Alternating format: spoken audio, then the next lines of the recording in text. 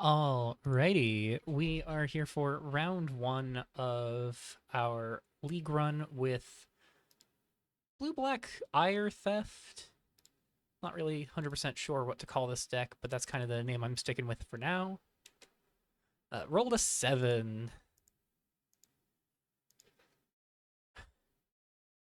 So, had to step away for a moment before we started this game, so maybe sitting here for a moment while we wait on our opponent. Not really sure what lit is on here. Very curious to see. Uh, got a lot of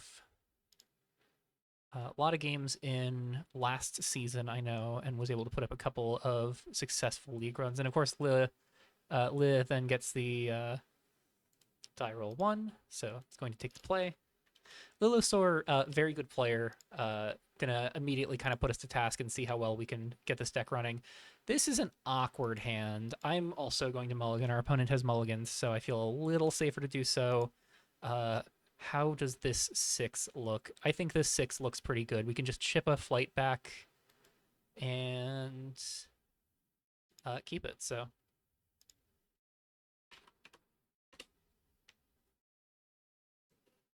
probably going to go Cityscape on 1, pitching this Swamp. And honestly, we might just go Cityscape, pitch Swamp for Swamp Swamp now that we've got the Morris for our blue mana. So we will draw for our first turn. There is another Swamp. So Cityscape and pass. Don't let our opponent know what we're up to. Basic Island is interesting here. Alranta Unleashed. Interesting. Blue Ruins. This will be curious to see for sure. Could be a blue-green ruins list, perhaps. Oh,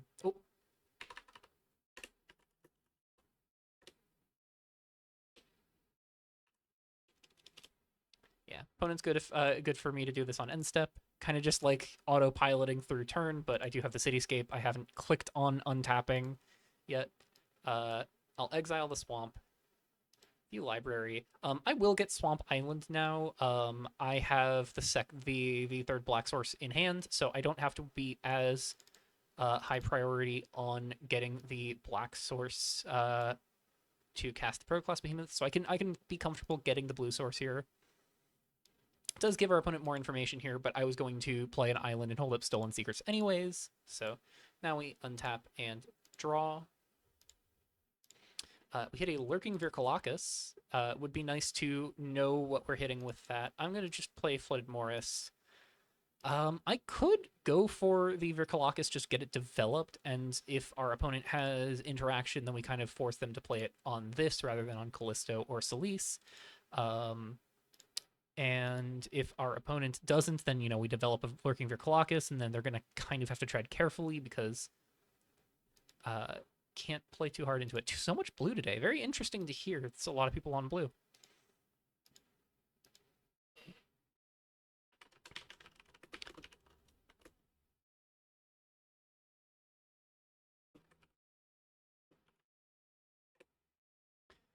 Uh, Kind of a tough choice here. I like holding up Stolen Secrets, just kind of like force them to potentially not spend their mana. I think that is what I'm going to do. I'm just going to pass to end step. Opponent's not going to spend their mana, so going to go ahead and island. I remember seeing. I think Lit had mentioned being on Callisto. Let's test to see what our opponent is on here. We're going to see them tap 3 for Divine Mishap. That is why they are on Alranta right there. I'm just going to point from their Alranta to themselves because they do have to take 1 for that. But yeah, they are going to get to counter a spell and draw a card here. Very interesting, but that does mean we're going to get to squeeze Callisto into play here. So paid off for not going for the Lurking Vircolacus. We're going to untap and draw. And we do see a Tide's Ire. So we're going to go for Callisto this turn, like 99 times out of 100. But we could go Tide's Ire Lurking Vircolacus next turn. Probably not going to happen. We're probably just going to go for Celise. But it is something we could do. Going to play Swamp. And let's play the Techie Arc. No mishap for this.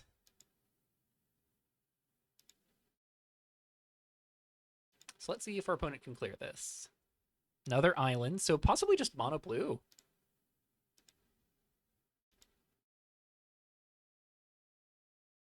Very interesting.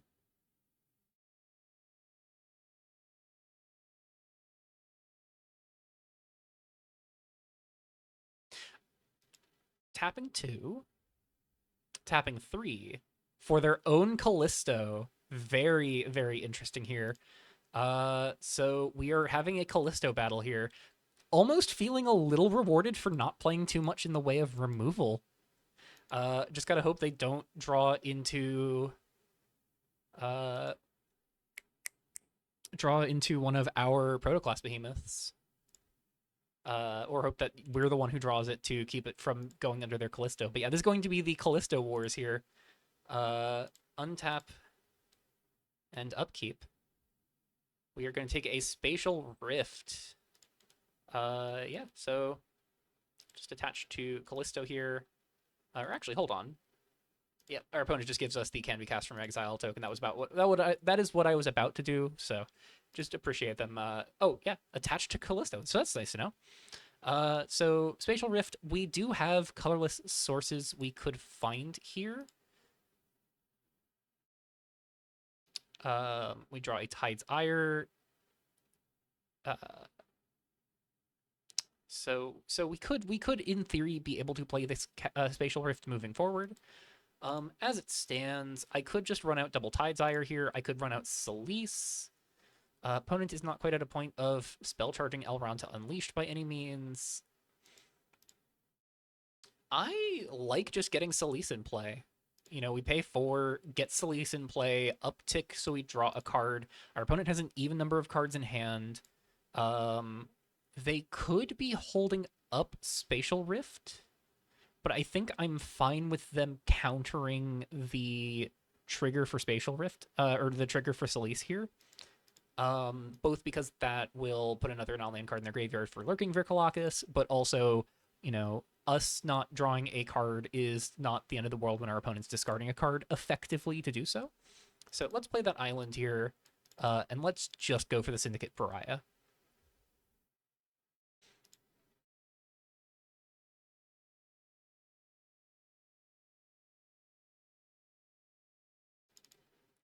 We're going to get Selice in play. I'd like to set counters to 5, targeting myself. Gonna wait to see if they tap Elrond Unleashed here. We get a Sure. So we will lose 1 life and draw a card. There is another Callisto in case we lose the 1. I would like to go to end step and attempt to shoot my opponent for 4 and gain 4. Sorry, shoot for 3, gain 3. Selice already getting to do a little bit of work here. We give away a Coalesced Glacier. That is very unfortunate, very good for our opponent. And that is one of our 4 lands that could cast Spatial Rift. I guess, mana of any type, we could just cast the Spatial Rift for 1 anyways, but we can't pay that cost on the spell without having colorless. So that is something worth noting. And they're just going to play the Glacier as land for turn, so that's kind of unfortunate. You know, we gave them a land, but what can you do? They do now have the mana to Spatial Rift our Callisto trigger and then kill Callisto, which is a little unfortunate. But that's also just something we kind of have to live with. That will also cost them 3 mana to do so. And will cost them a life as well with Elrond Unleashed. And if they have nothing else that they can play, then Selice will start hurting them. We're going to untap, go to upkeep. Do you have the Spatial Rift? I do think Spatial Rift is some very clever tech in this format. Liz is a very good deck builder alongside being a very good player. I think that is something that has very much helped them push as many successful league runs as they have. Oh, studies in cognitive motion is huge here. Because this is going to be 4 mana for me, and 4 mana scry 2, draw 3 cards, and I get to hold it up at instant speed is going to be very good. And I will draw. Coalesced Core does mean that we can now Spatial Rift our opponent. Um, let's play that Coalesced Core. I'm going to uptick Solis targeting myself. We're not going to get to shoot our opponent here, but I'm not going to give them a card to get to shoot them. I'm much more worried in just grinding my opponent in value. Get the swamp here. So one thing to consider here is maybe we want to Tide's Ire and then just Spatial Rift our opponent's Callisto on upkeep. It's not a permanent solution, but it is a solution. And then something else we could think about is, and maybe we should have down-ticked Solis, made them like pitch 2 or 3 cards. Something to think about as well. But with a Callisto in play, nah, you know what? I think I should have down-ticked Solis there. We had the colorless source for the Spatial Rift. If they have the Spatial Rift, that down-tick is probably what they're saving it for.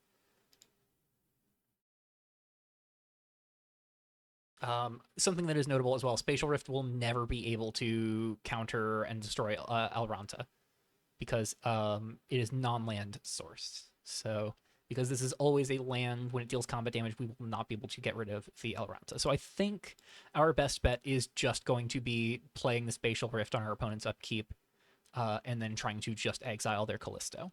And if they counter the Spatial Rift, then we get to hold up a Studies in Cognitive Motion for our opponent's end step. So I would just like to go on to my own end step rather than playing this Tide's Ire. I want to get these in play. I definitely do. But for now, I think I just need to see what my opponent is doing.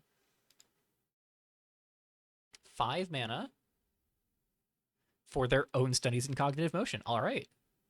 Yep, and because the Solis trigger has passed, this is going to draw them up to 7. Definitely makes the Solis downtick more appealing moving forward here. Just immediately know I am going to be boarding in the 3 of Beauclair's Scorn, the 3 of Forget Their Names, and the 3 of Dissect Intel. All 9 of these cards are going to come into the deck, or into sideboarding. Just very confident in that. I'm a little worried about Alranta Unleashed. I don't have many very clean ways of dealing with that. Our opponent's still a bit of a ways off from getting this active to begin with, but once this does become active, nothing shy of a Behemoth is going to solve that problem. I would like to attempt to cast the Spatial Rift countering Callisto. Kind of just force them to either invest in protecting Callisto or just lose him.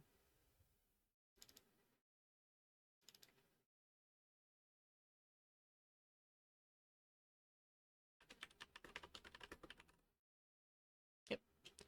So killing Callisto with our opponent's own card. Very nice bit of value there, and then our opponent no longer has one available to them. Granted, they are ahead of us on cards in hand. But, that's the value of them having gotten to play Studies in Cognitive Motion. Nice thing here is we have one of theirs, so we know that that's one less that they have access to. One of their own Coalesced Glaciers here. Important to note that one of those is ours and the other is theirs, but I don't think there's any big cases where that's going to become relevant. But still is important to note that one of those glaciers is ours. So we do only have 2 colorless sources we can draw in our deck right now. Our opponent just passes. Very interesting. We will untap and draw. We see a Lurking Vircolacus as our draw for turn. Oh, sorry, upkeep trigger here. We exile and then we draw.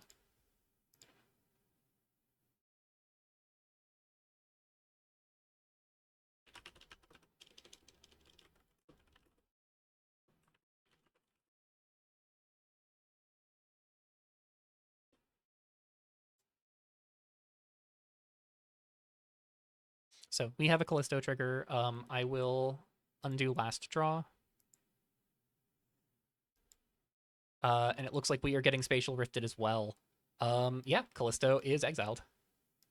So we do not get the top card of their library. Then we draw. This does put our opponent to 6 cards in hand for Selice Syndicate Pariah. We can go Tide's Ire plus Callisto here. I'm tempted to just play Swamp Callisto, no Tide's Ire. I like the Ire a lot. I think it is going to be a card that, like, if we can get this in play, this will win us the game in due time. In fact, maybe the line is we just go double Ire Lurking Virkolakis here, because that is something that they're going to have to address. Hold back Callisto for a later turn. Let's start off, I think, by...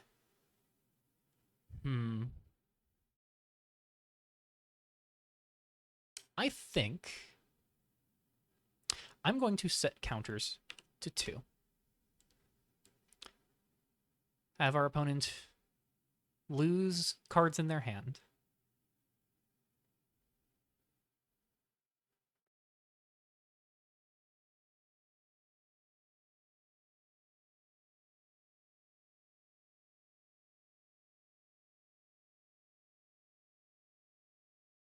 We see a Rabora Goliath and an Omen of Deception and an Island.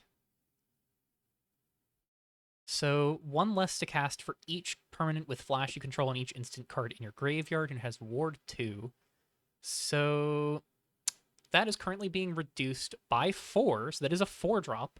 Wow, 4 cards. Dang. You know, it'd be really funny if I had Chronicle of Extinction or Harvesting Blade here. So part of me feels like this is Lit trying to say, like, you know, the 2 cards in my hand are better than these 4 cards. I think I'm inclined to disagree.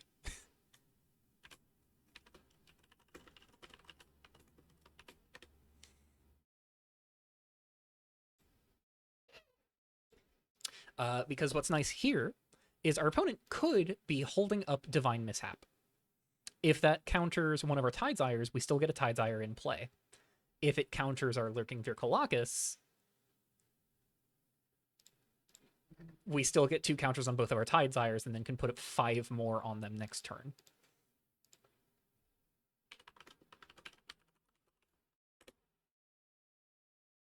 So we're going to go Swamp and cast a Tide's Ire.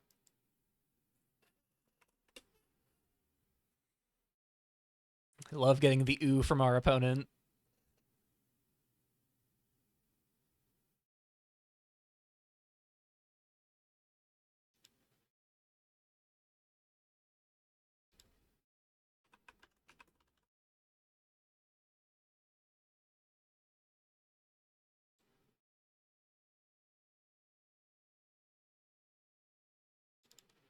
So we get the Tide's Ire in play. I'm going to pay 2 mana for another one. Oh god. This makes me suspect that there is not, in fact, a Divine Mishap in hand here. Let's find out. There is a Divine Mishap. So it's going to take Lit a 14. Fluid Formation. I see. Yeah. Our opponent will clone Lurking Virkolakis. Oh, whoops. They did so as well. I am assuming they're going to target themselves.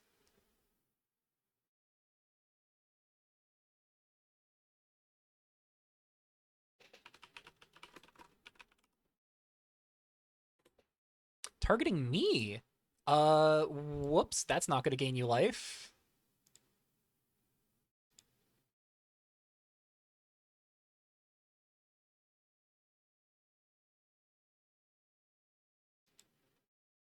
All right. Resolve both of these. I'm just going to set counters on both to 2. And I will target them because I know they don't have any lands in their graveyard. And I know they're on Rabora Goliath, which is going to want them to have cards in their graveyard. So I will gain 1. I'll get a counter on the Lurks. and I'll pass. So what's nice here is they certainly can swing in with their Lurking Virkolakis and gain 3 life here, but I'm fine with this trade. I'm ahead right now. Yeah, I'll exile the Stolen Secrets. They will gain 1. Yeah, I'm perfectly fine with this trade. Yeah, and they're swinging at Celise, which is unsurprising, I think.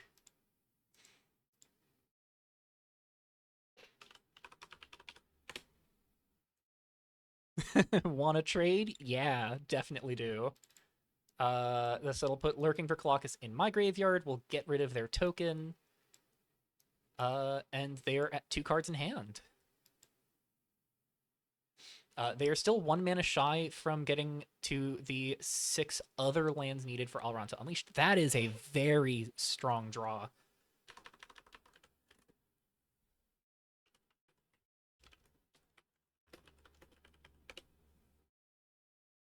So they are down to 1 Studies in Cognitive Motion. Wow, and they kept both of the cards on top. That is also very scary. Yeah. Something to be aware of. They are now back at 4 cards in hand. There's a reason I was okay dumping my hand. Yeah, I see why. So I will draw. Oh, if I draw an untapped land, getting to Celise like double lurks their graveyard and Callisto. Now just imagine the stifle on the Tidesire. Oof. Yeah, we're gonna start by upticking Celise. I'm gonna assume they're okay with that. They could Spatial Rift here. But I will get the draw. Oh, yeah. We're not playing Callisto this turn.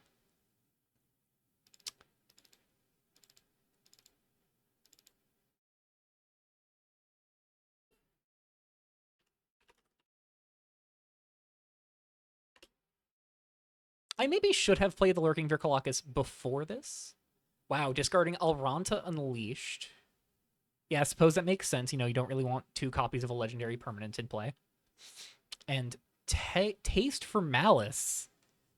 Wow. Very, very good stuff to have there. Yeah, I maybe should have Lurking Virkolakis beforehand. That is a misplay there.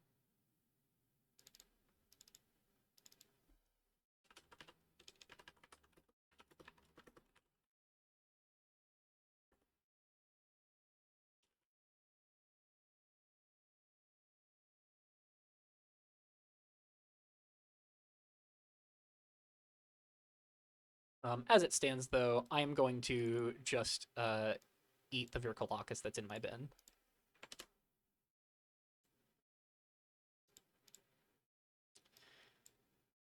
Little bleeds.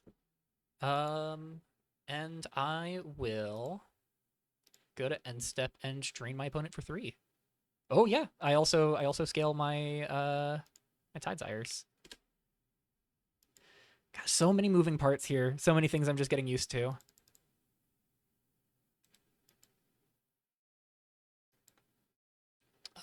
We're not quite at Tidesire being done, but if we draw another 3-drop to go with Callisto, that will put us at Tidesire being finished. And we are now at a point where we can cast Protoclast Behemoth for 3. 4 mana. Show me what you got. Stratos Sentry. Yeah, integrating the Lurking Virkolakis. Yeah.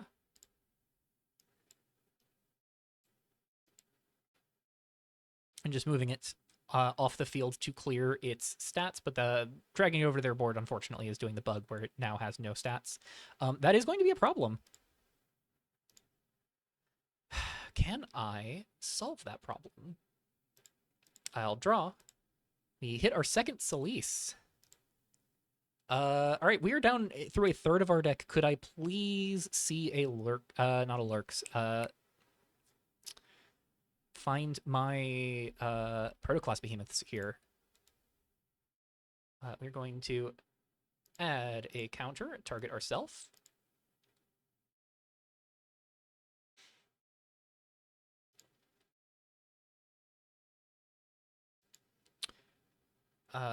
Mostly just hanging here to see if our opponent wants to stifle this, because again, we do know there's a stifle in our opponent's deck.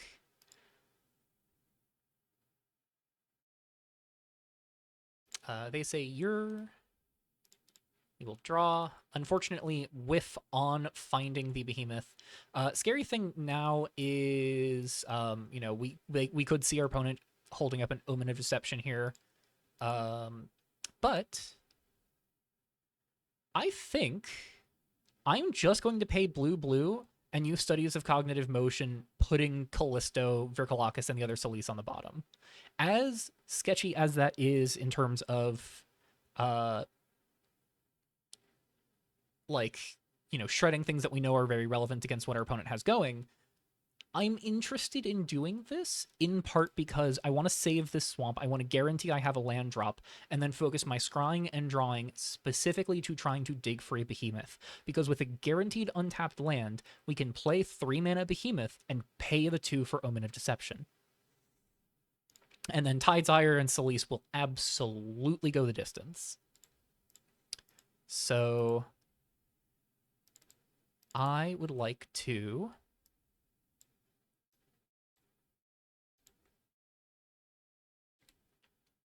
move, let's move Solis closest to the top, then Callisto, then Lurking Virkolakis. I maybe could have used Coalesced Core for this, actually.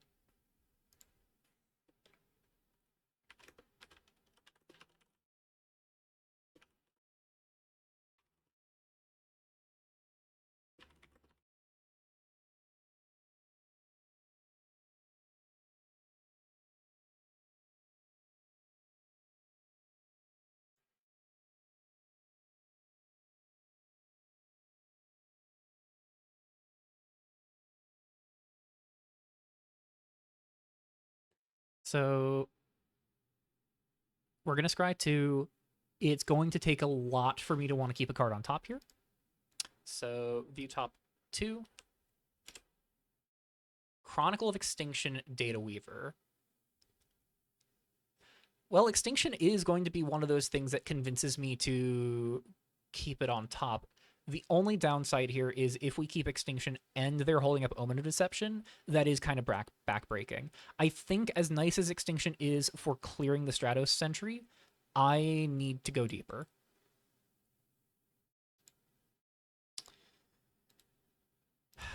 Come on. There's the Behemoth, and we even get the Experimental Flights to go with it, really punishing me for using our blue mana here. But we do get to put a card in our opponent's graveyard.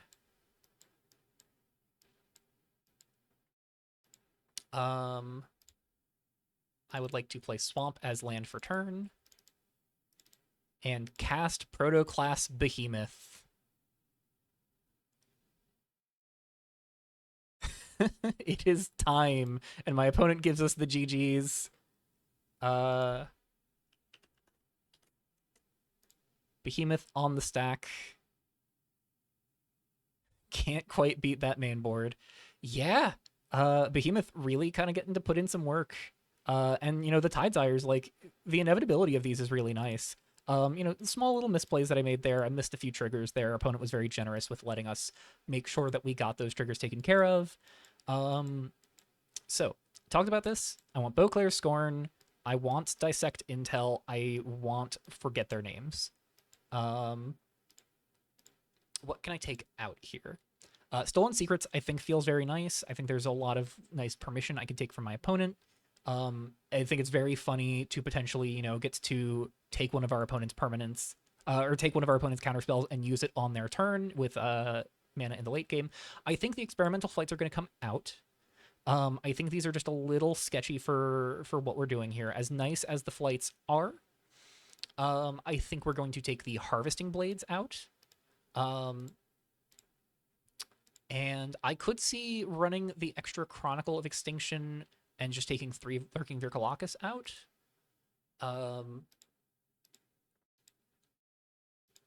I'm going to trim 2 lurks here. One thing that is very notable about Lurking Virkolakis is we're not going to be feeding it as much as we would with any of the decks that I played last month. So it is going to be a little harder, but it can still absolutely put some work in. And we saw that they're on Rabura Goliath. So they absolutely do have a big threat that relies on their graveyard. I think it could be interesting to experiment with like a more instant dense version of this deck that's also on Rabura Goliath, because that is also another card that is a lot of counters on Tide's Ire, but I think we can keep this as it is. But we are up a game, so let's see how this goes against mono blue control, it looks like.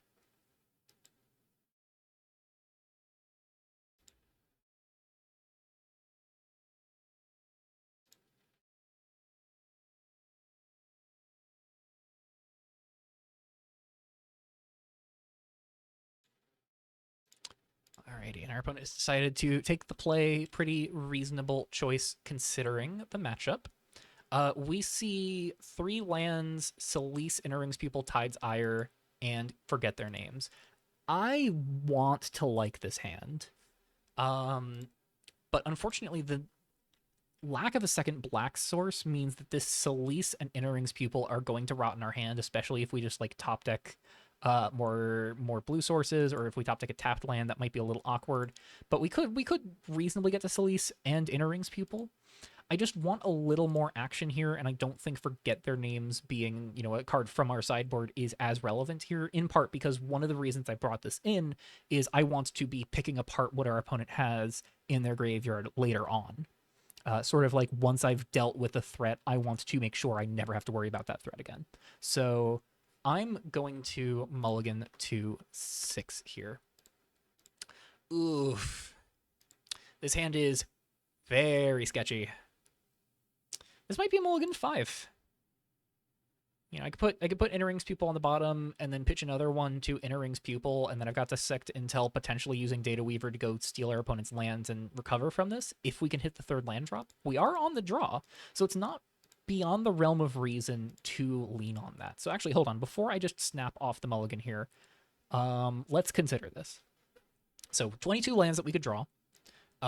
We're going to be thinning 2 of them out, so 20 lands to draw.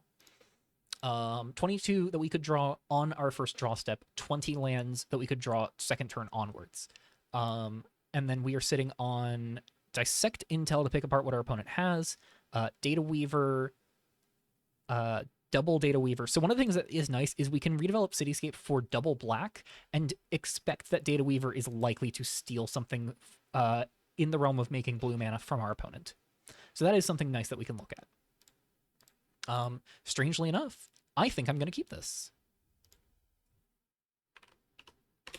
So, may have been worthwhile to mulligan.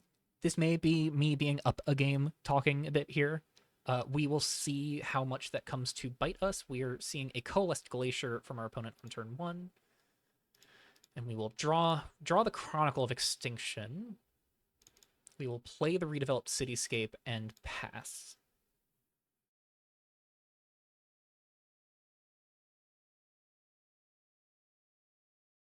Another Coalesced Glacier. We are going to remember to Cityscape on the end step this time, and I think the Inner Pupil's got to go here.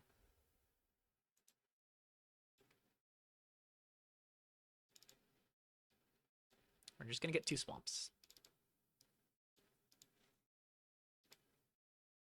Untap and draw. We see Selice, so really kind of missing on those lands here. We are a 2 to 3 to draw lands over the next couple turns. I am just going to Dissect Intel and either make them pay 1 life for a counterspell or lose the best card in their hand.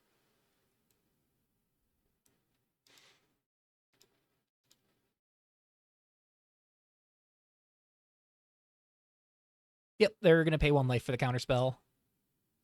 So Omen of Deception is going to counter Dissect Intel. That is fine.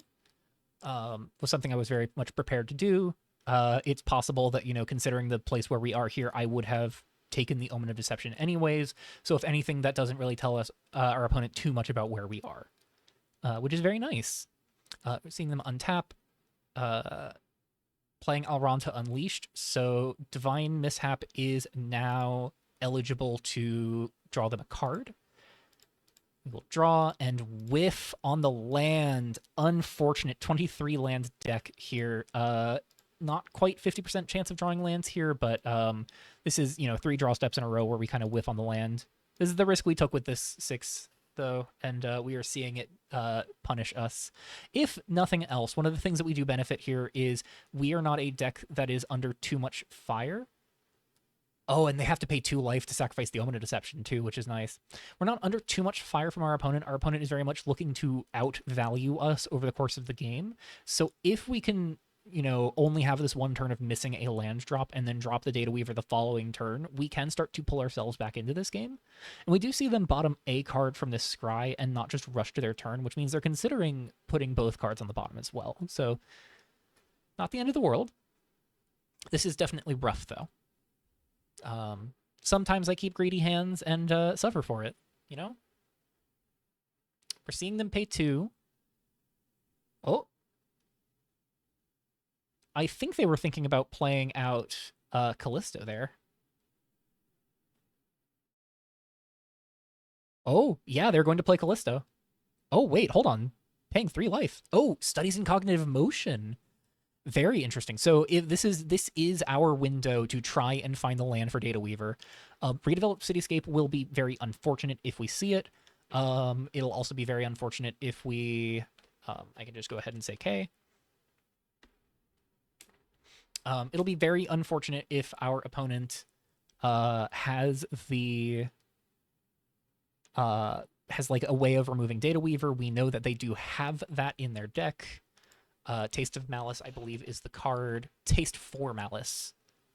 So, there is absolutely a way they can kill our Data Weaver after we play it. They hit Alranta the Lofty Capital. Interesting.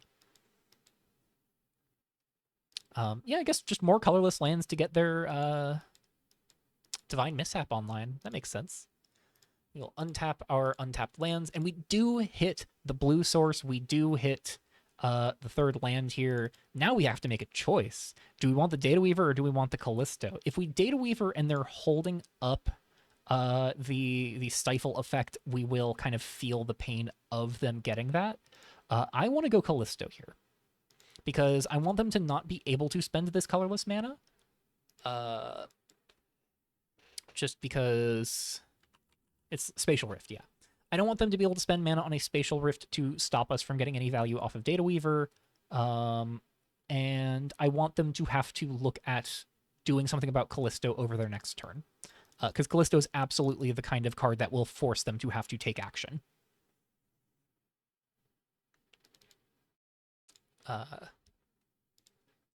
As much as, we've been leaning on the Data Weavers with this opening hand, now is the time for running out Callisto. And one of the things that is nice about this, they're also on Astroth just as more legendary lands. Yeah. Wow, so many colorless sources. You can really tell this is a colorless blue deck. I really dig colorless blue. This is a really cool strategy. Again, Liz just such a good deck builder. I'm really, really always fascinated to see what they cook up. Tapping Alranta and Astroth for 2 colorless. I assume this is Taste for Malice. Yep, there we go. Go ahead and tell me what this is going on. They do have 3 mana up for Divine Mishap. Oh, but they are just tapping out here for their own Callisto. They have their own Callisto. Sure thing. We will untap and draw. We find a Chronicle of Extinction. I would love to have the 4th mana here just to make them sacrifice that Callisto. But unfortunately, we are going to have to Data Weaver and just hope we hit the land drop. That is an island off of our opponent. I'm going to attach Divine Mishap to our island, and I'm going to play the island as island for turn.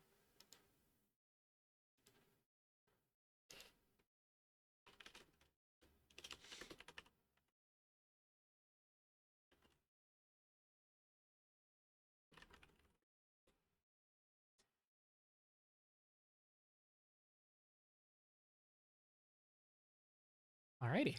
Unfortunately, though, they do have a Callisto in play. This is going to start generating them some value. So hopefully they don't hit something too scary.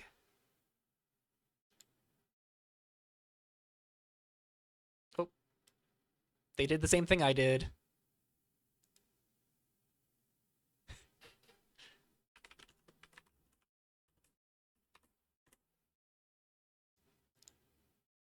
Oh, they hit a Lurking Virculacus, one of the two that we still have. Let's just move it over here because they'll probably want to put it on the Callisto token.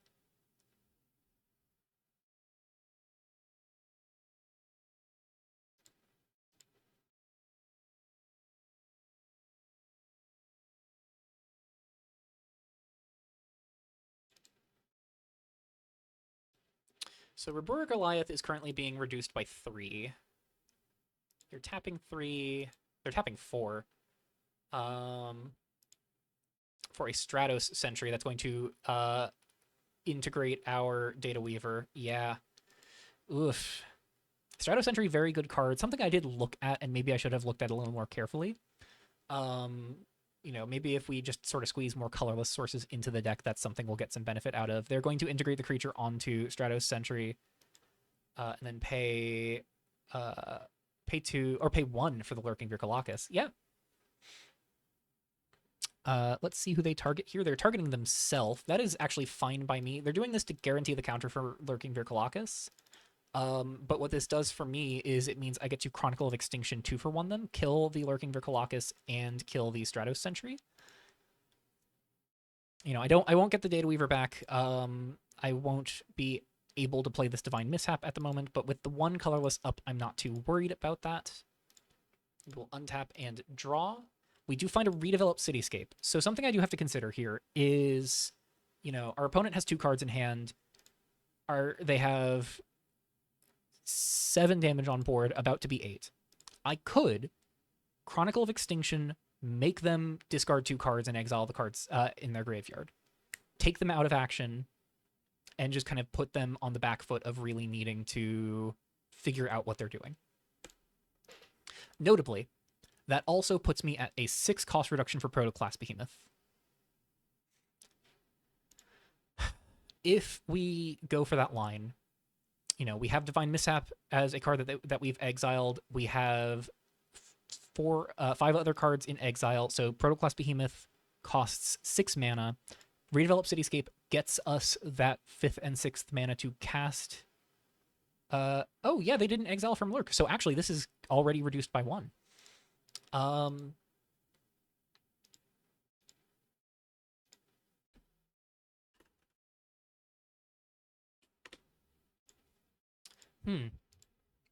So consideration here. I take 8. I go to 10. That's a little scary, especially with an all-round to Unleashed in play. But if I make my opponent discard 2 cards, it's not like they can really reliably spell charge all around to anyways. They only really have the card they draw and the card they hit off of Callisto. The scary thing here is, if I'm doing that, I'm kind of pricing myself into either, chronicling the board the following turn, or, go for Protoclast Behemoth, shoot down the Callisto, and hope I can reasonably deal with the rest of what they have going on.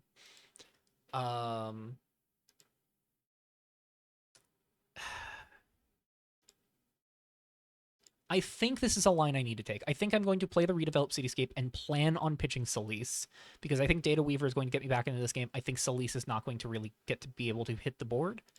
So we're going to play the Cityscape. And we are just going to Chronicle our opponent and take the last 2 cards from their hand.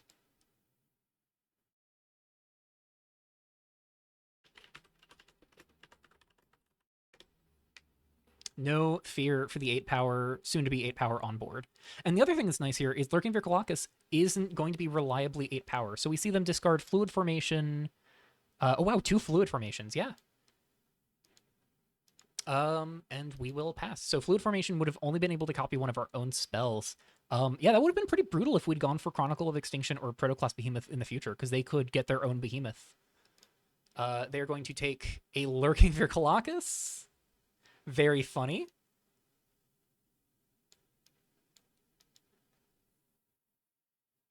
and draw their card for turn. So very likely that they play the Lurks here. I think this does increase the odds that we just need to go for Chronicle of Extinction here. Targeting us, I'm going to keep Redevelop Cityscape in the graveyard and exile Dissect Intel. I'm fine with this one growing. I want the one attacking me to not grow. And we really did luck out on having Chronicle of Extinction in our graveyard.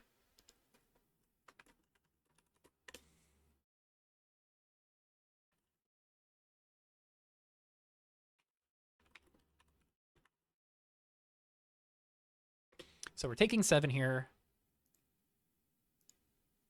The scary thing here is if they drew a counterspell, we're in a bit of trouble. Yeah, and they're going to eat the Redevelop Cityscape and gain 2. I don't love pitching Solis here, but I do think I just need to prioritize the Data Weaver. The Data Weaver can get me back into this game. In terms of, like, I get the Behemoth in play, I get the Chronicle online. So we will Cityscape. I could still pitch the Data Weaver here, right? But, Solis isn't going to shred their hand anymore. I'm going to say goodbye to Solis here. It's a tough pick, tough call, but we're just going to get 2 swamps, tapped, and 2 hand. And it is worth noting as well, if our opponent ever steals a Proto-Class Behemoth, it is currently being discounted by 6. Because they have Data Weaver and Callisto integrated, and then they have, and then we have 4 cards in our exile. So you're going to untap and draw. Tide's Ire. So our Behemoth costs 6 less.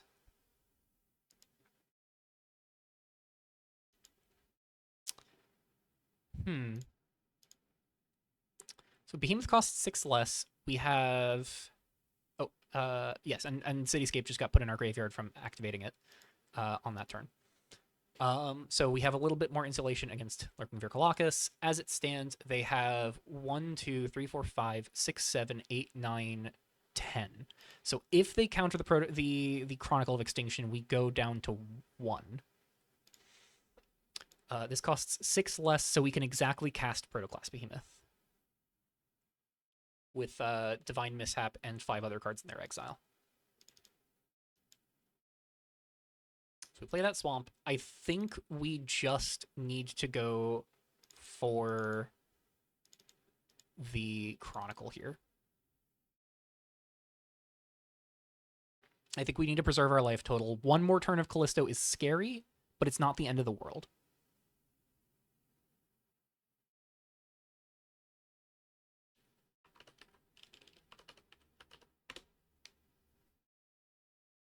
Yep, and they're giving us our Lurking Vircolacuses, so that is good to resolve.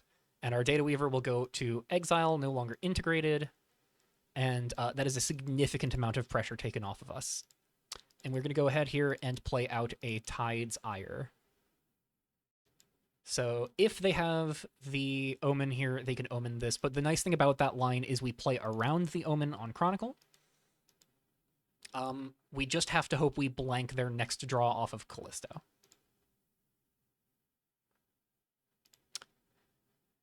That is the gamble we're taking here. So Callisto will find them a Flooded Morris. Bullet dodged successfully.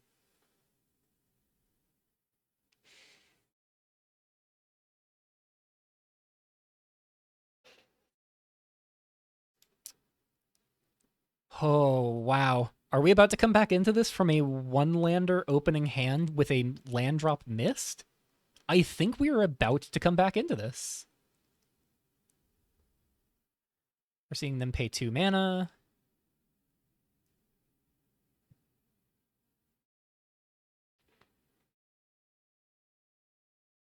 We're seeing them pay 5 mana. Okay, so that is Studies in Cognitive Motion is a little scary. Ziv. Oof. Yeah. And I assume they're going to now just choose to make us discard a card.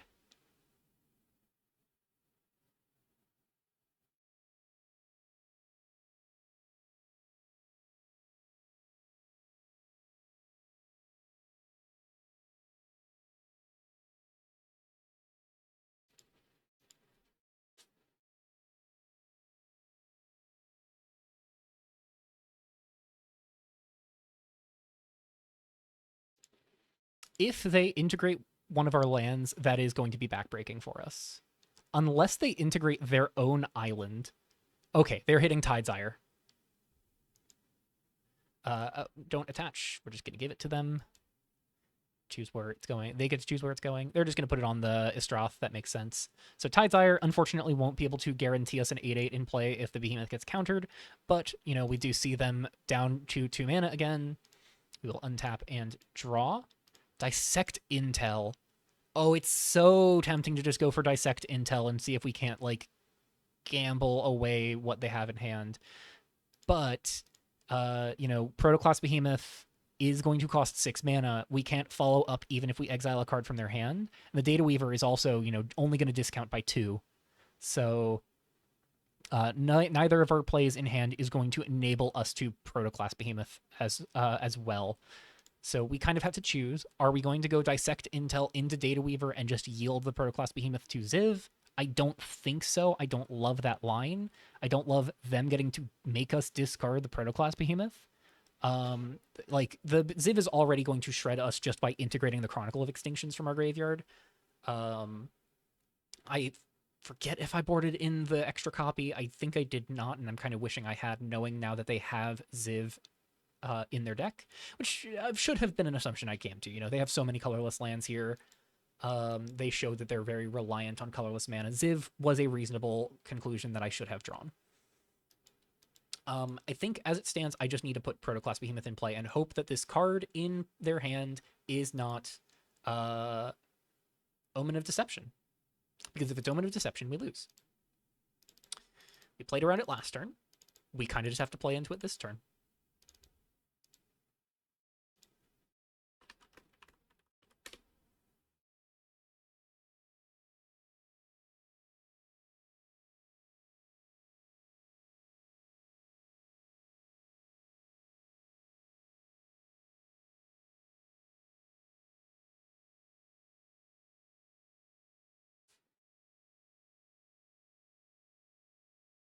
Resolves. Enters trigger, exile up to 1 target creature. They could stifle this. That's fine. I'm fine with them spatial rifting this.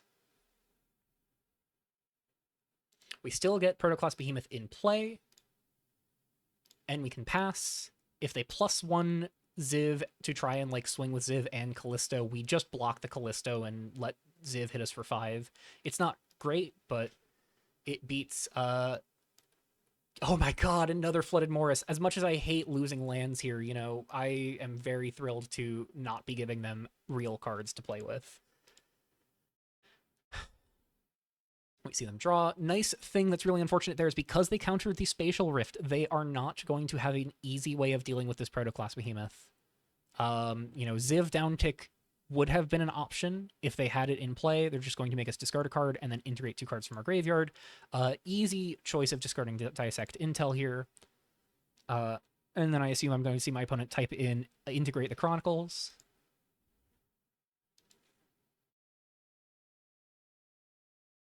We'll see what they say, but I assume that's going to be the line here. Wow, targeting Lurking Vircolacus. Targeting a Lurking Vircolacus and a Chronicle of Extinction. Interesting. So they're going to eat one of each of these from the graveyard. I really think just hitting both Chronicles was the right line there, but maybe they have, like, a black splash for Data Weaver? I don't see it being super likely. So they're going to integrate Chronicle onto Ziv. Oh, all abilities. Yeah, so Ziv is going to copy the ability as well from Lurking Vircolacus of enter or attack. I'm not sure how relevant that is because I just kill Ziv here. It would have been more relevant if they could expect to untap with Ziv, but as it stands, I'm just going to kill their Ziv because this dummy sure does have trample. I will draw. I will hit a Tide's Ire and go to main 1. And I think, rather than running out the Tide's Ire, I am just going to run out the Data Weaver here. I want to force them to play the card in their hand if they have it.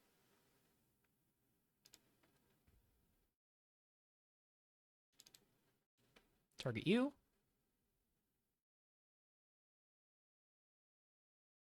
We get an Estroth and a Coalesced Glacier. Let's attach Estroth here. I'm going to set annotation integrated and attach to here. Set annotation integrated. And then go to combat.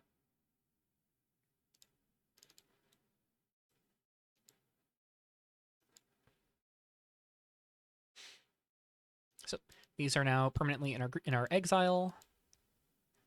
Second main phase. I'm going to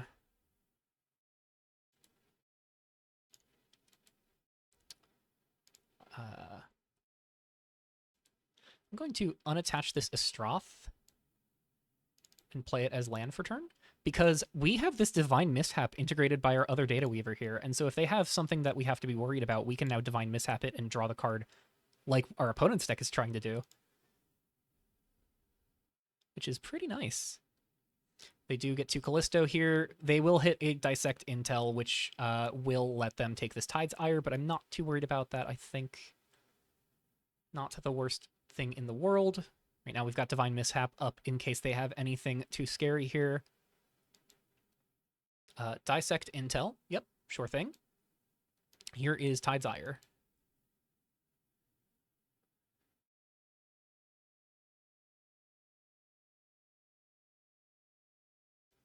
And our Dissect Intel goes to the graveyard. And notably, because we hit 2 of their lands, oh, and they are just passing, so we get to hold onto this Divine Mishap. Notably, because we hit 2 of their lands, we have 1, 2, 3, 4, 5, 6, 7, about to be 8 lands. We are very close to flashing back this Chronicle of Extinction, which is going to punish them very hard for choosing to not exile a Chronicle from our graveyard. So we untap and draw. We draw a Callisto. Very, very exciting draw there. This will also allow Divine Mishap to draw a card, but just nice to have the Callisto here. We will go to combat and swing 9. And they take 9. Main phase 2, let's tap blue, colorless, and 1 for Callisto the Techiarch.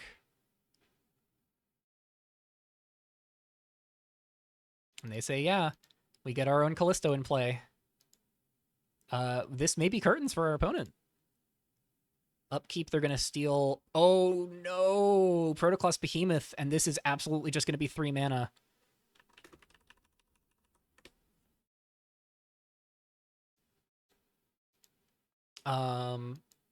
Very, very rough hit there. We're going to have to try and fight over that with Divine Mishap, I think. So that is always going to cost 3 here. They have 1, 2, 3. Yeah, we have 10 cards in exile. Does the Behemoth count itself?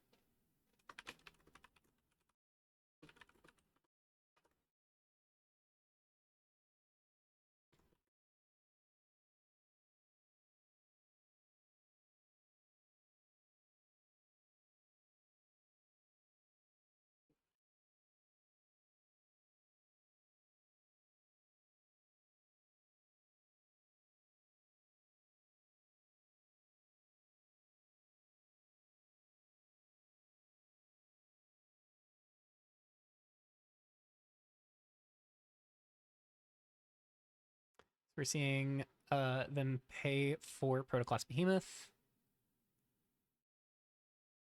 Yeah.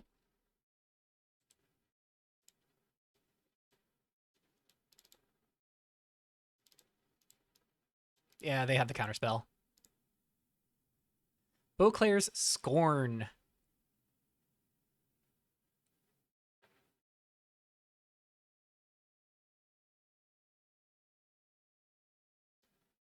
So here you go. And then I will reveal library to all players because they're searching my library.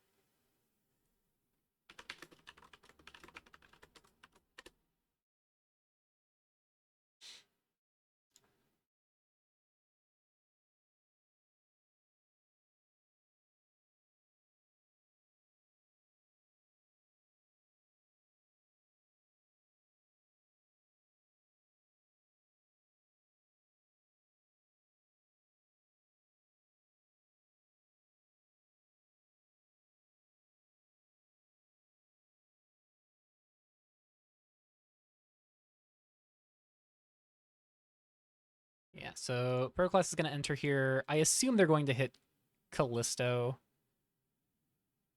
Oh, and I forgot to play the Coalesced Glacier. They could also punish me for that. Yeah, they could really punish me for that.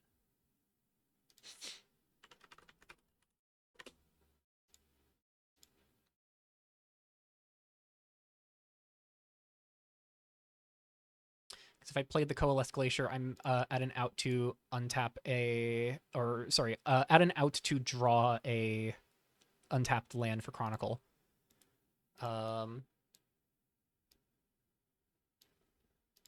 Exiled. Oof. I'm probably gonna regret not playing that Coalesced Glacier.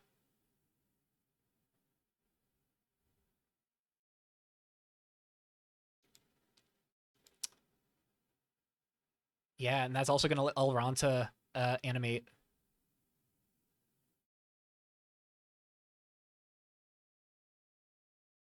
Actually, hold on. Yeah, no, it is because they spent 6 mana. They spent 3 on Behemoth, 3 on Scorn. So yeah, I'm in some trouble even if I can find something to do here. Yeah, not playing the Coalesced Glacier is gonna bite me here, I think. Untap, draw. Okay. The dream scenario. Oh, sorry. I also have the upkeep take a thing. Gimme, gimme. Divine Mishap. Very good.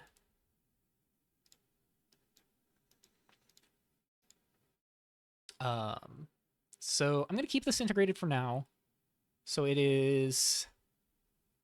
Ooh, actually, do I keep this integrated? Because if I keep it integrated, then Behemoth costs 8 less, so it costs 4.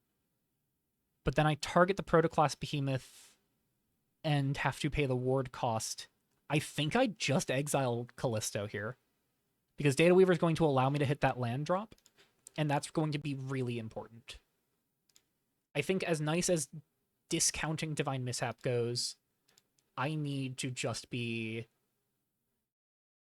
like protecting the Data Weaver, keeping this in play. So we're going to go 1, 2, 3, 4.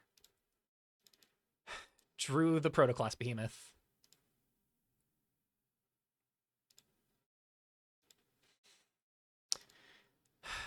Target Behemoth.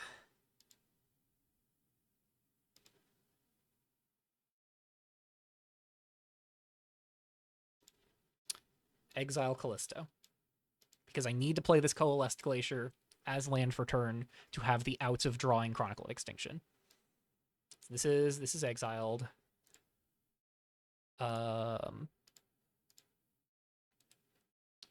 Unattach and play as land for turn. And we pass. And Elranta no longer kills us. And we are now at an out to draw a land.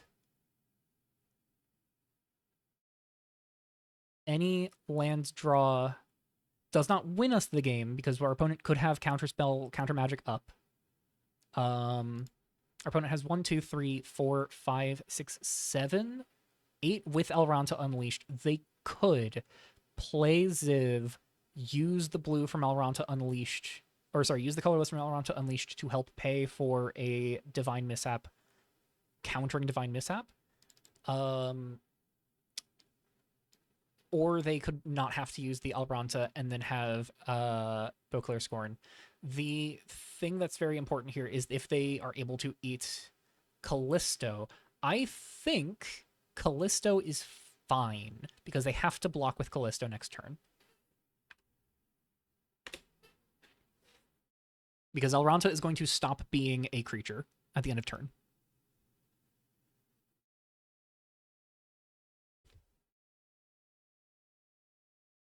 So they will have to block. We untap and draw. That is a Cityscape. Not amazing. I'm just going to hold it in hand, I think. No, I should still play it because if I don't draw something relevant, I can crack the cityscape to go get the untapped land. Let's make the attack first, I think. Go to combat. Swing 9. Go to blocks. They block. They take 5. Go to 2.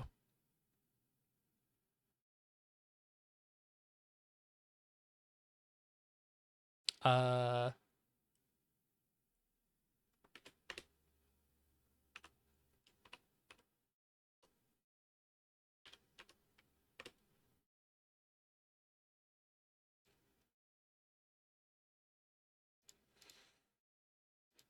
Main phase 2, we're going to play the cityscape because that does leave us the out to Chronicle of Extinction next turn.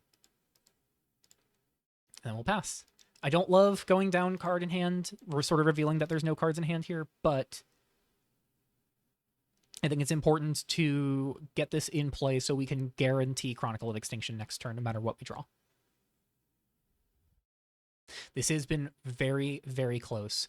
Other thing that's very important to note here: if they go for something big, I can just block the Elrond Unleash with Data Weaver and still win.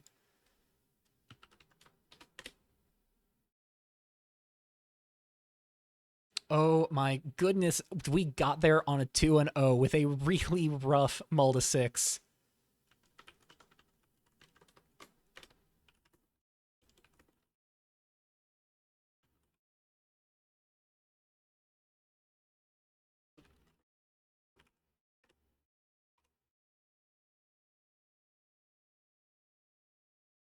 Oh my goodness. Yeah, so they had Zivs, they had Stratos Sentries.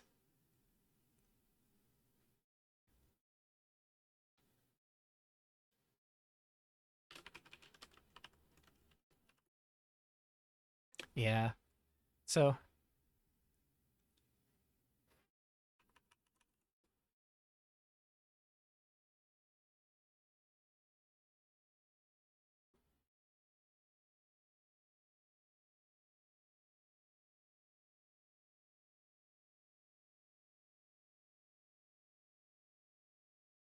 drawing a land, so we were drawing the untapped land for Chronicle anyways.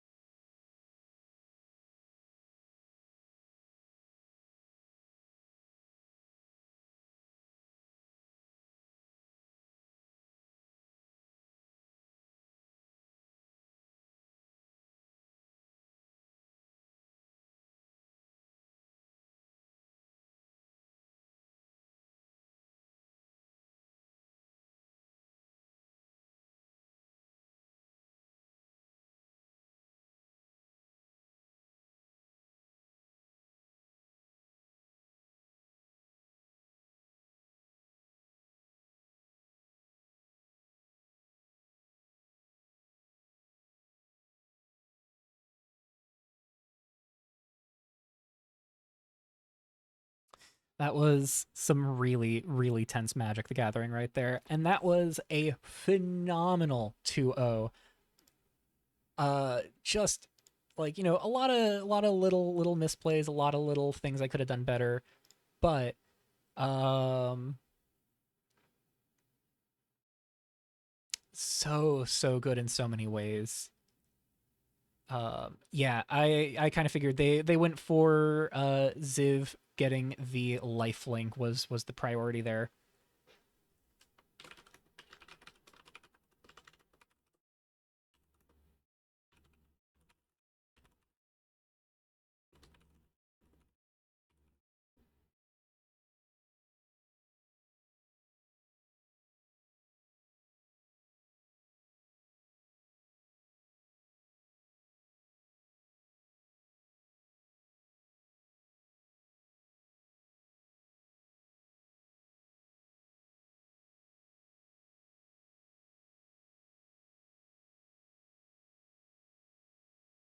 Oh, I am shaking a little bit. That was a really, really tough game to fight through. And I think it bodes very well that those games went as cleanly as they did, really. Um, I think it's a very interesting omen for the format that everybody's talking about how good aggro is going to be eating uh, after the patch notes, and the first deck I play is a control deck, and the first deck I run into is a control deck. Uh, So we'll see if that's an ill omen for the format at large. Did we stumble into an even more controlling meta? It's very possible, but it could just be where a lot of people have their inclination leaning. I think tempo still exists in some capacity. It'll definitely force decks like this to have to kind of make some tough choices, but uh yeah, some glorious top decks on both sides. Thank you so much for the games, Li. And uh we'll see how this goes in will now be Azorius Land Destruction. Oh, dear lord. Will now brew. Oh, no. Azorius Land Destruction is going to be so rough. All right, well, that was definitely a lot of fun, and we'll see how this continues to shake up and shake out in more League games. See you there.